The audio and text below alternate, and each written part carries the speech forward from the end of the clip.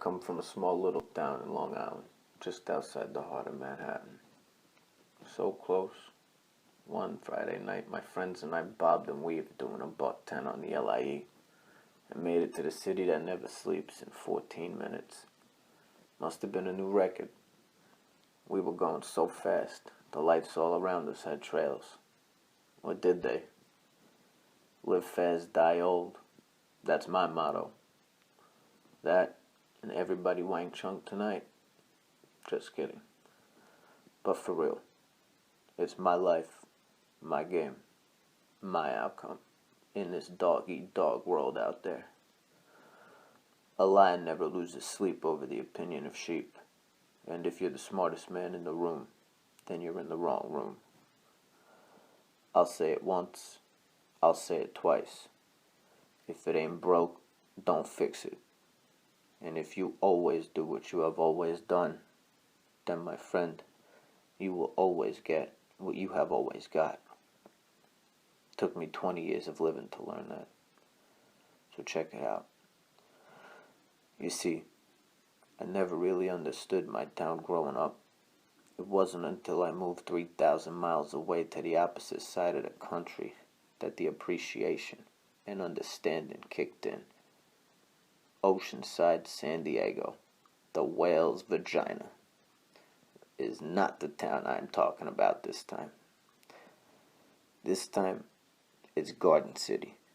Garden City, New York, a place where white elitists from Wall Street and wherever the millions came from got together to play politics with their children through athleticism, scholarly accomplishments, and country club memberships. That town had 3 golf courses, 4 country clubs, 1 high school, and a whole lot of Beamers, Benz, and Bentleys. I grew up with maybe 1 Jewish family, maybe 1 Muslim family, 0 Spanish families, and 0 black families. I could never comprehend it. It was as if every race other than rich, white, genetically modified to be perfect people had been banned from this bubble of a town, and that this was the only type of person whom existed in the world. If you let the bubble, mommy and daddy's control, and trust from behind to think for yourself as a free spirit, then you would be unsuccessful in life. Like nothing else mattered but to play sports, be better than the guy next to you, go to school, be better than the girl next to you, grow up, go to a good college, get a good job, have kids, inherit some money, and fade away. I couldn't live like that. From day one, I was a fucking rock star, a thoroughbred athlete born to change the world. Give me a hockey stick, a soccer ball, football, baseball, lacrosse stick. It didn't matter. I played them all, and I was good at them. Some might even say great. I remember back in the 5th grade when we got our first yearbooks. I took up 1 whole page in everybody's book and wrote my signature in huge cursive, taking pride in my name, captioning, "You keep this. It'll be worth something one day." And not much else. I was destined to be a professional athlete. Then high school's yearbooks came along, and that's when I got all sentimental on people, writing them long stories about sentimental memories endured and gathered throughout our childhoods growing up together. Who would have ever known I would have grown up to be quite the writer? Creativity at its finest.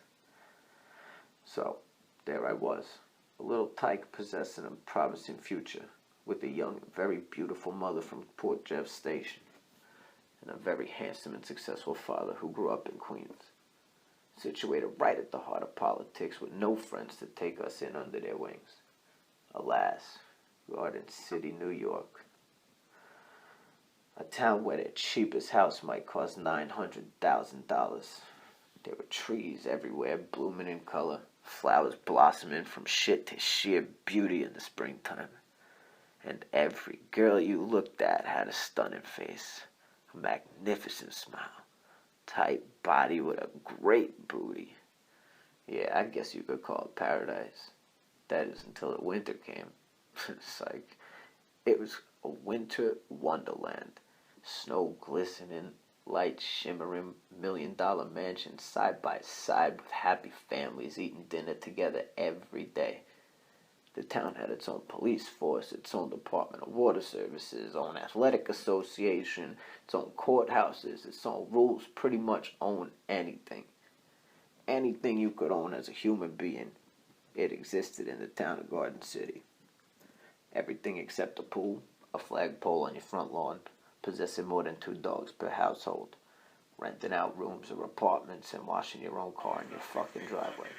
Could you believe that? You couldn't even wash your own fucking car in your own fucking driveway. Yeah, no one got away with that stuff in our town. But cash, money, and flawless women, they were everywhere. It was only a matter of time before the man who thinks for himself took action. Temptation, maybe. Smart at the time, yeah. Looking back, still, yeah. That life taught me everything there was to know about the world and how it operated. You see, people say great minds think alike. I think those people are fucking idiots. Great minds don't think alike. Great minds think for themselves. Great minds not only spew knowledge to everyone around them, but they listen too. Great minds understand the fact that we as human beings were born with 2 ears, 2 hands, 2 eyes, and 1 mouth. For a fucking reason. One day my mother told me I was a late bloomer. I told her, Ma, that may be so, but let's get one thing straight. I don't bloom. I blossom. As if I thought I was God's gift to the world. But hey, as a man says, so is he, right? That's a quote I learned from a professional baseball player at the training camp in Orlando, Florida, when I used to travel the world playing sports. Apparently it was a fucking quote from the Bible. The Chronicles of Monee, Chapter 1 to be continued.